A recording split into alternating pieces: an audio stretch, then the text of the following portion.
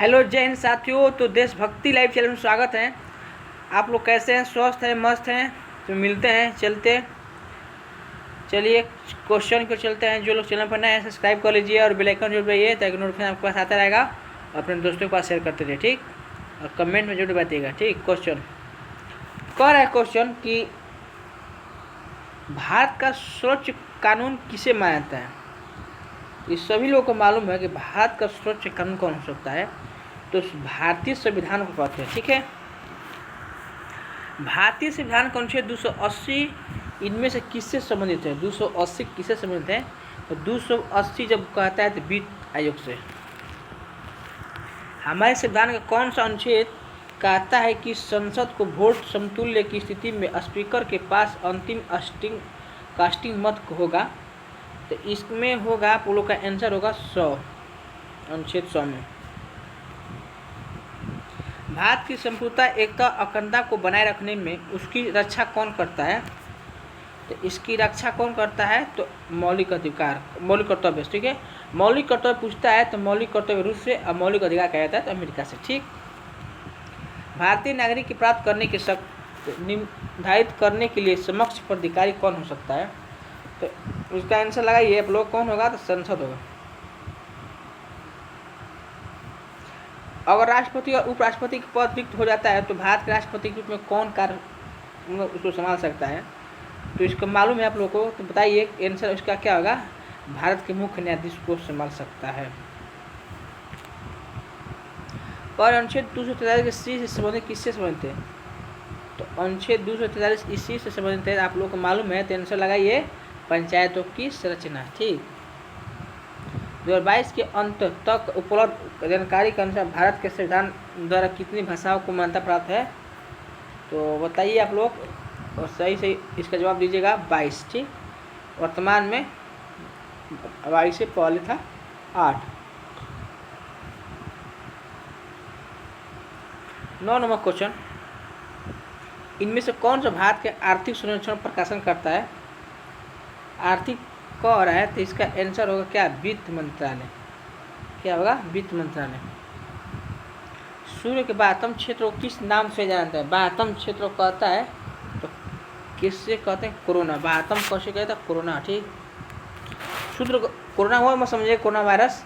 क्षुद्र ग्रह बेल्ट में कौन सा बौना ग्रह कहते हैं? बौना ग्रह किसे कहते हैं? बौना ग्रह किसे कहते हैं? तो इसका आंसर होगा सेरस को। किसे कहते हैं? सेरस को। निम्नलिखित विकल्प में कौन सा ज्वालामुखी पर्वत एक उदाहरण होता है? ज्वालामुखी का उदाहरण किसका होता है? तो इसका आंसर क्या होगा? प्यूजिमिया, ठीक है। यूरोप की सबसे लंबी नदी कौन सी है? यूरोप की सबसे लंबी नदी, क्वेश्चन आप लोग बताइए इसका आंसर कौन होगा? यूरोप की सबसे लंबी नदी कहेगा तो बोलगा। कौन सी होगा? बोलगा।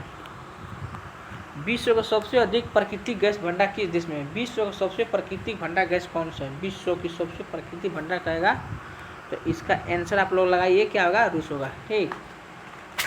चलिए क्वेश्चन नंबर चलते हैं 15 को।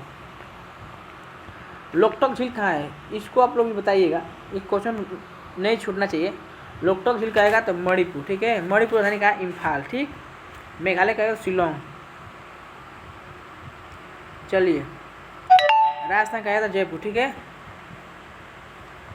उड़ीसा कहेगा तो भुवनेश्वर, ठीक। किस नदी को बंगाल का शोक के नाम से जाना जाता है?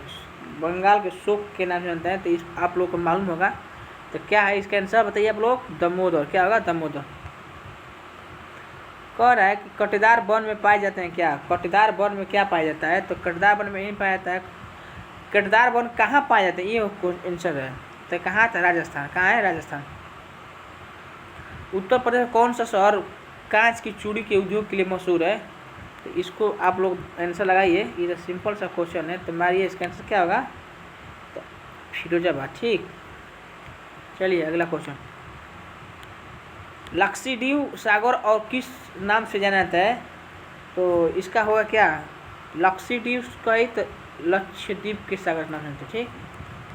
सबसे पुराना उपनिषद क्या होता है? सबसे पुराना उपनिषद क्या होता है? तो इसका आंसर क्या होगा? छांदोग्य उपनिषद, ठीक है। चंद्रगुप्त मौर्य के गुरु कौन है? चंद्रगुप्त मौर्य के गुरु कौन है? तो इसका आंसर आप लोग टिक कीजिए, क्या होगा? विष्णुगुप्त। क्या होगा? विष्णुगुप्त। कौन है स्वर्ण बेलगोला में स्थित गोमतेश्वर मूर्ति किस सामग्री से बनी है?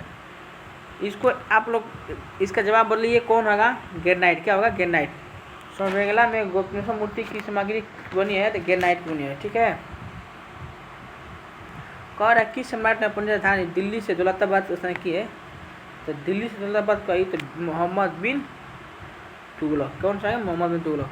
तुगलमा क्या है? तुगलमा आप लोग बताइए, इसका आंसर आप लोग बताइएगा। तुगलमा क्या है? बाबर द्वारा इस्तेमाल की जाने वाली सैन्य रणनीति है, ठीक है। तुगलमा का ही बाबर द्वारा इस्तेमाल की जाने वाली सैन्य रणनीति है, ठीक। निम्नलिखित में किसका निर्माण सम्राट अकबर ने नहीं कराया था? नहीं कराया था तो क्या इसका नहीं कराया था? क्या नहीं था? तो दिल्ली की जामा मस्जिद नहीं कराया, ठीक है। आगरा किला बनाया था और फतेहपुर सीकरी बनाया था और बुलंद दरवाजा। अकबर ने क्या चीज़ नहीं बनाया था? तो दिल्ली के जामा मस्जिद। दिल्ली के जामा शाहजहाँ बनाया था। दिल्ली की सबसे बड़ा मस्जिद होता है शाहजहाँ। दिल्ली की सबसे बड़ा मस्जिद बड़ा शाहजहाँ, ठीक है, जामा मस्जिद, जो कि अकबर ने नहीं बनाया था, इस शाहजहाँ बनाया, ठीक है। अकबर ने क्या बनाया था? लाल किला, फतेहपुर सीकरी और बुलंद दरवाजा। कौन है जैसलमेर का किला कहाँ स्थित है? जैसलमेर का किला कहाँ स्थित है? तो इसका आप लोग आंसर दे सकते हैं राजस्थान। क्या होगा? राजस्थान। चलिए अगला क्वेश्चन की ओर। वुड के आदेश पत्र को कहाँ संबंधित किस सुधार से? वुड के आदेश के वुड मतलब वही वुड के आदेश के पत्र का संबंध निम्नलिखित में किस सुधार से है? तो इसका आंसर आप लोग बताइए। वुड का है शिक्षा, वुड स्पेस, ठीक है, शिक्षा से। भारतीय राष्ट्रीय कांग्रेस के प्रथम मुस्लिम अध्यक्ष कौन है? तो ये क्वेश्चन नहीं छूटना चाहिए आप लोग को, बताइए। भारतीय राष्ट्रीय कांग्रेस के प्रथम मुस्लिम अध्यक्ष कौन है? बदरुद्दीन तैयबजी। कौन सा? बदरुद्दीन तैयबजी, ठीक।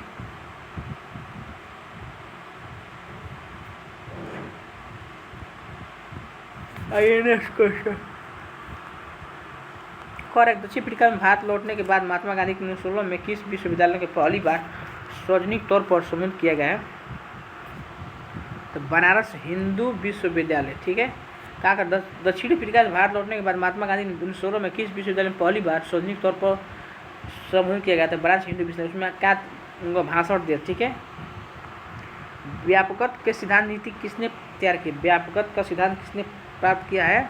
तो इसका आंसर होगा लॉर्ड डलहौजी। व्यापकत्व का सिद्धांत किसने? लॉर्ड डलहौजी। क्या है? Lord Dalhousie.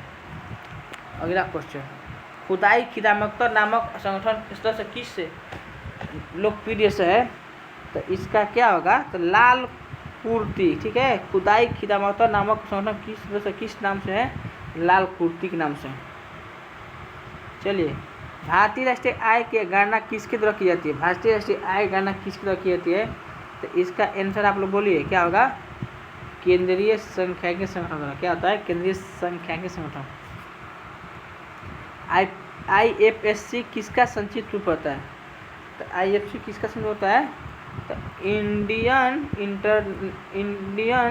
In financial system code, ठीक है। बुल और बियर शब्द किससे? बुल और बियर शब्द किससे? बुल और बियर शब्द, तो इसका आप लोग मालूम है शेयर बाजार से। क्या होगा? शेयर बाजार, ठीक है। 2011 की जनगणना के अनुसार भारत का लिंग अनुपात क्या है? तो इसका आंसर क्या आप लोग मालूम है? तो बोलिए 940, ठीक। चलिए नेक्स्ट क्वेश्चन। वित्तीय समावेशन में तेजी लाने के लिए भारत सरकार द्वारा निम्नलिखित में कौन सी योजना शुरू की गई है?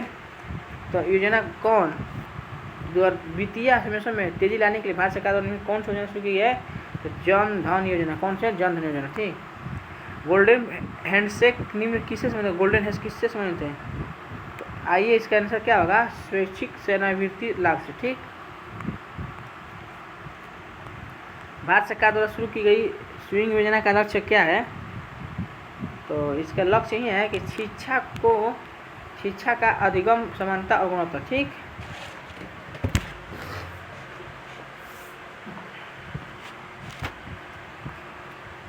नौटंकी किस राज्य के? नौटंकी आप लोग बताइए, इसका क्वेश्चन आप लोग बताइएगा जरूर। नौटंकी कहेगा तो उत्तर प्रदेश। कहाँ का है? उत्तर प्रदेश का है।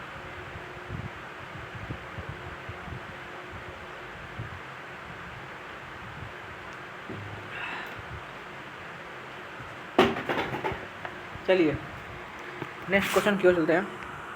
चेरियल चित्रकला की एक शैली है जो कि हाल ही में सुर्खियों में रही है। किस राज्य से संबंधित है? किस राज्य में? तेलंगाना। किसका है? तेलंगाना के हैं। इकोनॉमी ऑफ परमानेंस के लेखक कौन से हैं? इकोनॉमी ऑफ परमानेंस के लेखक कौन है? इसका होगा क्या होगा आंसर? जेसी कुमराप्पा। ठीक है। विश्व जनसंख्या दिवस कब मनाया जाता है? विश्व जनसंख्या दिवस, विश्व जनसंख्या दिवस कहते हैं 11 जुलाई। कौन सा है? 11 जुलाई को। ठीक है।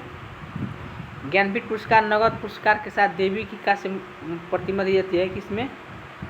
तो ज्ञानपीठ पुरस्कार का सरस्वती में। ठीक है। विश्व बौद्धिक संपदा संगठन WIPO का मुख्यालय कहाँ है? तो इसका क्या होगा? जनेवा होगा ना। क्या होगा? जनेवा। विश्व बौद्धिक संपदा कही तो जनेवा। क्या होगा? जनेवा होगा। इसका आंसर होगा जनेवा। ठीक। और है कि ISS किसका संक्षिप्त रूप होता है? तो इसका आंसर क्या होगा? International space station. Black pearl निम्नलिखित में किस खेल से संबंधित है? ब्लैक पर्ल कहेगा तो इसका बोलिए आंसर क्या होगा? बोलिए आप लोग। इसका आंसर होगा क्या होगा? तो ब्लैक पर्ल कहेगा तो फुटबॉल से होता है ना। ब्लैक पर्ल कहेगा तो फुटबॉल से होगा। ठीक। निम्नलिखित में कौन सा कंप्यूटर का आउटपुट डिवाइस है? कंप्यूटर का आउटपुट डिवाइस होता है तो इसका आंसर होगा क्या? प्लाटर क्या है? आउटपुट डिवाइस होता है।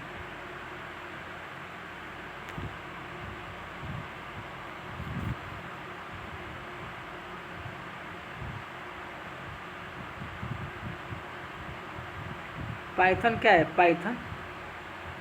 पाइथन क्या होता है? तो पाइथन होता है हाई लेवल लैंग्वेज। ठीक। इंटरनेट के संदर्भ में मैन का पूर्ण क्या होता है? ये क्वेश्चन VVI क्वेश्चन है, इसको थोड़ा आप लोग गौर से सुनिएगा। इसका आंसर होगा मेट्रोपॉलिटन एरिया नेटवर्क। क्या होगा? इसका आंसर होगा मेट्रोपॉलिटन एरिया नेटवर्क। ठीक।